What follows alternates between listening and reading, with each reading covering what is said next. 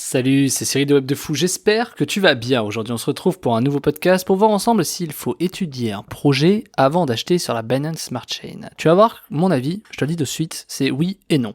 Je vais t'expliquer pourquoi. Avant ça, tu connais le truc, tu cliques sur le bouton s'abonner, tu as dans la description, il y a un lien, ça s'appelle rejoins mes contacts privés. Tu cliques dessus, tu mets ton email et tous les matins tu reçois un podcast à forte valeur ajoutée avec des informations qui vont changer ta vie et ton business, crois-moi. Également dans la description, il y a un lien de Telegram. Telegram, il y a mon groupe Telegram, sur ce lien Telegram, logique, dans lequel je te partage beaucoup de choses, mes expériences personnelles, professionnelles, mes business, où j'en suis, ce que je fais, comment j'évolue, bref, si tu veux suivre ma vie et tout, bah, c'est un peu là-bas qu'il faut aller, si tu veux voir ce que j'apprends, comment ça évolue, tout ça, ok? Allez, on y va pour le podcast. Bon, tu l'as compris, je te l'ai dit en intro, la réponse c'est oui et non. Ok, fin du podcast. Bon, sérieusement, pourquoi oui ? Oui, parce que évidemment, tu vas pas rentrer dans un projet de scam, tu vas pas rentrer dans un truc où, voilà, combien de fois c'est arrivé où t'as mis, enfin moi ça m'est arrivé pas mal de fois, où tu mets de l'argent dans un truc, surtout sur la Binance Smart Chain, il y a quand même beaucoup de merde, et du coup tu te fais scammer, tu peux pas sortir ton argent, il y a toujours des problèmes de projets de mecs qui essaient de prendre ton fric et de te scammer, ok, les mecs, il y a juste à enlever 3 lignes de code, un machin. C'est pas si compliqué, et puis en plus créer un token, j'en ferai peut-être une formation un jour, c'est pas très compliqué, il faut juste ajouter un peu de liquidité, il faut avoir un truc de création, et puis franchement, après c'est pas très compliqué, après il faut le lister, faut demander aux gens d'acheter, et voilà, c'est pas compliqué en soi, tu vois. Donc le truc c'est que,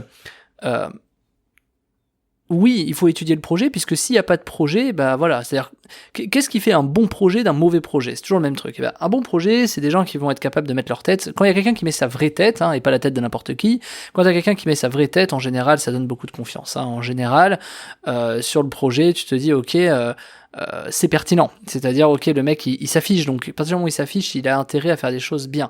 Après, il a le droit de se planter, il a le droit, de finir, voilà, ça peut se péter la gueule, etc. Il n'y a pas de problème, tu vois.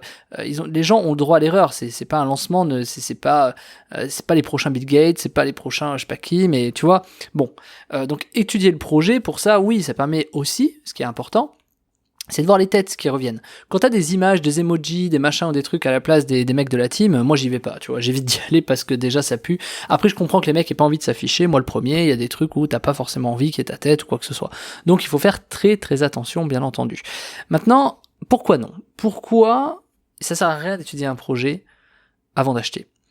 Parce que en fait, moi je suis quelqu'un qui a évolué, tu le sais, dans le business en ligne, dans la masse, des pubs en masse, de l'email en masse, de tout un peu en masse, des produits en masse, tu vois, sur Web de Fou aussi. Je suis quelqu'un qui fait beaucoup de choses en masse, tu vois, mes podcasts, je sais pas, on est de combien, mais c'est énorme. Donc du coup, forcément, je suis quelqu'un qui fait les choses en masse. Et ce que ma vie professionnelle m'a appris sur la masse, c'est qu'à la fin, c'est un peu comme le pile ou face, c'est-à-dire, théoriquement, t'as 50% de chance sur pile ou face de tomber sur pile ou de tomber sur face. Et pourtant, et tu seras d'accord avec moi, tu vas voir, je vais dire cette phrase, si on a vraiment 50% de chance de tomber sur l'un et sur l'autre, comment ça se fait que la plupart du temps on tombe sur face ? Et tu vois, là je dis ça de manière très claire, puisque je sais que toi en face tu vas te dire, ok, en effet ça tombe sur face. Mais il y en a d'autres qui vont écouter ce podcast, qui vont dire, non, moi c'est souvent sur pile. Mais si tu regardes et que je fais un sondage, tu te rendras compte que 80% des gens tombent sur face. Donc, tu vois que finalement, le côté aléatoire n'est pas si aléatoire que ça. Il y a quand même un truc, tu vois. Si tu fais un pile ou face, t'auras toujours plus de chances de tomber sur face. C'est jamais parfaitement parfait. C'est comme la roulette entre le rouge et le noir. C'est la même chose. Bon, il y a pas d'explication. Enfin, il y en a plein d'explications. Mais je veux dire, je suis pas là pour te donner l'explication, te dire oui, non, machin, c'est pas le sujet sur la roulette ou le pile ou face. Le truc, c'est que en partant de ce constat-là, qui est un raisonnement de base, tu peux dire, ok, donc quand je rentre dans un projet, finalement, j'ai une chance sur 2 que de pouvoir récupérer ma thune. En vérité, t'as une chance sur 3. Je t'explique pourquoi. C'est un peu le zéro de la roulette, tu vois, le fameux, ou la tranche du pile ou face, tu vois, tu sais, qui arrive sur la tranche. Donc, c'est quoi ? C'est ok, il faut pas que le projet soit un scam. Donc, soit c'est un scam, soit ça n'en est pas un. Et puis, il faut surtout qu'il progresse pour que tu gagnes de l'argent. Donc, ça, c'est la variable. Et qu'il progresse. Donc, c'est pas ou, c'est soit c'est un scam, donc c'est scam ou réel, et faut que ça progresse. Qu'après que ce soit un scam, on s'en fout, que ça progresse ou pas, puisque tu n'arriveras pas à retirer ta thune, mais si c'est un vrai projet, il faut que ça progresse, sinon tu perds ta thune aussi. Donc proportionnellement, est-ce que tu as plus de chances de gagner de l'argent ou d'en perdre ? Et c'est là où c'est très intéressant, en fait. Parce que si je t'explique ça comme ça, tu vas me dire quoi ? C'est-à-dire, il y a beaucoup plus de chances que j'en perde. Oui, mais non. Et laisse-moi t'expliquer pourquoi. Ça, c'est la théorie de ce que je viens de te dire, c'est-à-dire c'est l'image que je viens de te présenter. Maintenant, je te donne une autre image qui va te faire penser l'inverse, c'est que finalement, la différence, c'est que si c'est un projet sérieux et que ça tombe, tu peux sortir ton argent, donc tu ne peux perdre que 5 ou 10%. Ok ? Donc tu perds un peu, mais pas beaucoup. Sauf que le gain que tu peux avoir en face si le truc marche, c'est peut-être de x1000 ou x2000. Donc si tu fais des proportions, ok ? Imaginons, tu évites un maximum de scams. Tu tombes donc sur des projets qui sont pertinents, et ces projets pertinents, puisque tu peux sortir, tu fais en sorte que si ça baisse de 10%, tu sortes, et si ça monte, tu peux prendre 1000%. Donc finalement, statistiquement, si tu fais les calculs de probabilité, tu te rendras compte que tu as beaucoup plus de chances de gagner beaucoup d'argent, en fait, en faisant ça.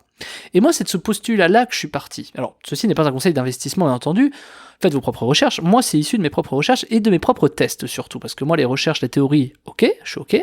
Après, il faut que je teste pour voir. Et ce que je vais te dire là, c'est une vérité, et tu vas voir pourquoi j'ai commencé ce podcast en te disant... cette théorie en te disant que je suis un mec de la masse. Puisqu'en achetant des cryptos en masse, tu mets $10 dans 100 cryptos, tu fais $1000. Si je suis la loi des 20-80 et du pile ou face, est-ce que j'ai 20% de chance de tomber sur face ou sur pile pour faire 80% de mes résultats? Ben moi je me pose pas cette question et je me dis, peu importe, je vais rechallenger le pile ou face dans chaque projet.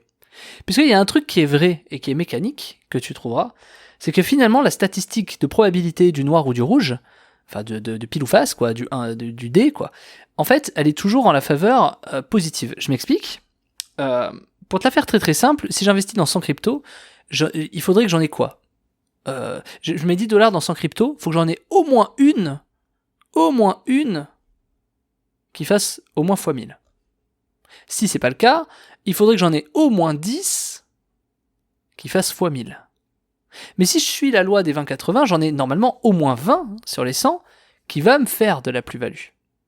Donc finalement, le sujet d'étudier un projet ou pas, quelque part, il n'existe pas vraiment. C'est une valeur statistique, c'est une probabilité statistique. Finalement, c'est de dire, ok, j'ai une probabilité de perdre ma thune, mais peut-être plus d'en gagner, si je le fais à beaucoup d'endroits. Évidemment, exemple, pour clore ce que je suis en train de dire, si j'ai $20 à mettre quelque part et que je vais les mettre au pif sur un des 100 projets, j'ai beaucoup plus de chances de perdre ma thune. Évidemment. J'ai 80% de chances de perdre ma thune. Sauf que si je réitère si j'itère, j'ai du mal à le dire, si je fais cette itération sur 100 projets, j'ai quand même plus de chances de gagner de l'argent. C'est ce qu'on appelle la masse. Et je vais t'illustrer ça avec un exemple que tu comprendras très très simplement. Si j'envoie un email à 500 000 personnes, est-ce que j'ai des chances de faire de l'argent et de faire au moins 1, 2, 3 ventes de mon produit? La réponse est oui. Le sujet sera donc à ce moment-là, combien me coûte 500 000 emails à avoir et à envoyer, et combien je gagne si je vends un produit? C'est bête, mais c'est exactement la même chose. Et là, la question que je te dis, c'est plutôt d'envoyer 500 000 et prendre un risque parce que tu ne sauras pas les envoyer, tu vas te faire dézinguer si tu envoies 500 000 emails, envoie peut-être 5 000 emails 100 fois, de 100 endroits différents, et à mon avis, en plus de ça, tu feras plus de ventes que si tu en envoyais un de 500 000.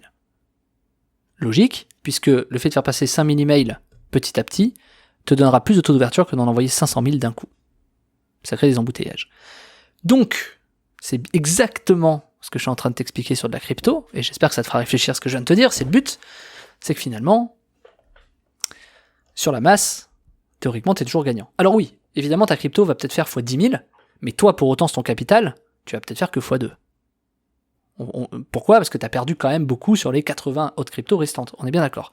Donc ça, c'est un peu l'idée que j'essaie de te donner.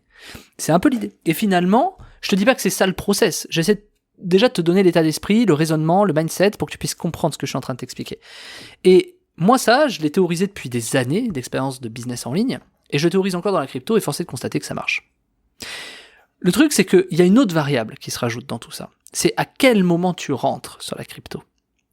Et ça, malheureusement, ou heureusement, il y a un truc qui te permet d'acheter de la crypto avant les autres, et c'est la formation que je t'ai mis à disposition cette semaine, qui est dans la description, qui s'appelle BSC Crypto Mastery, comment acheter de la crypto avant les autres, puisque là, encore une fois, là, tu vas prendre un avantage énorme par rapport à tout ce que je viens de te dire sur la probabilité. Cet avantage est le suivant. Tu vas pouvoir acheter avant les autres. Et le fait de pouvoir acheter avant les autres, c'est simple, hein, tu mets l'adresse du contrat, tu fais entrer, histoire réglée. C'est aussi simple que ça. C'est vraiment c'est aussi simple que ça. Mais il faut comprendre comment ce script est né, d'où ça sort, comment il marche, etc., pour comprendre, comme je viens de te l'expliquer, pourquoi tu as finalement plus de chances de gagner en faisant ça que de perdre. Ça veut pas dire que tu peux pas perdre, puisque, encore une fois, sur 100 cryptos sur de la masse, c'est un peu comme l'histoire des 500 000 emails, si tu as 10 $ à mettre et que tu les mets sur une crypto au pif parmi les 100, tu as quand même beaucoup plus de chances de les perdre. Donc, ce que je veux t'expliquer là-dedans, et qui doit être pertinent pour toi, à mon sens, qu'il faut que tu comprennes, c'est que ça te permet d'acheter la crypto avant les autres, mais ça ne remplace pas ton analyse. C'est que du coup, quand tu as des gens qui achètent, toi tu vas pouvoir acheter avant eux, en vérité, c'est aussi simple que ça. Ou quand tu as un coin qui va être listé sur, je sais pas moi, du CoinMarketCap, du CoinGecko, des trucs comme ça, et là, à partir de ce moment-là, magie, toi tu peux acheter avant. Et donc du coup, tu peux vendre quand c'est haut. Et c'est vraiment l'avantage de ça. Donc après, je te dis pas que tu vas faire x1000, x10 000, x500 000, que tu vas perdre, gagner ou pas. Je te dis juste, si tu veux acheter la crypto-monnaie avant les autres, et que tu veux... Alors attention, ça veut pas dire découvrir les projets crypto avant les autres. D'accord ? Tu vas pouvoir les acheter avant. C'est-à-dire, c'est pas découvrir des projets avant les gens. C'est être capable d'acheter. En fait, ton script va acheter beaucoup plus vite que les gens, au moment où tu le fais. Quand tu as un lancement d'un token, tu achètes beaucoup plus vite. Ça sert à ça, c'est le principe d'acheter avec ça. Voire même moi, je m'en sers parce que des fois, j'ai juste l'adresse du contrat, j'ai pas envie d'aller sur, sur PooCoin ou sur PancakeSwap, d'approuver le contrat, de charger mes BNB, de machin, de trucs. Non, là, tu mets l'adresse du contrat, boum, ça achète. Histoire réglée. Alors évidemment, tu peux configurer le truc, c'est-à-dire, tu peux mettre combien de BNB tu veux mettre pour acheter, combien, quel est le slippage, quels sont les gas fees, tu peux configurer tout ça, il y a des paramètres de configuration dans lesquels tu vas pouvoir t'éclater, t'inquiète, je t'explique tout dans la formation qui est dispo en description, qui s'appelle BSC Crypto Mastery, comment acheter de la crypto avant les autres. Tu cliques dessus, tu mets tes informations, et puis de l'autre côté, tu simplement t'achètes, tu prends la commande, et on se retrouve de l'autre côté. Je t'en prie, passe à l'action. Bienvenue dans ce monde fou qui va te faire gagner de l'argent. Je le redis, ceci n'est pas un conseil d'investissement. Sur ce, je te dis à demain pour un nouveau podcast, ou à tout de suite de l'autre côté sur la formation. Ciao, ciao.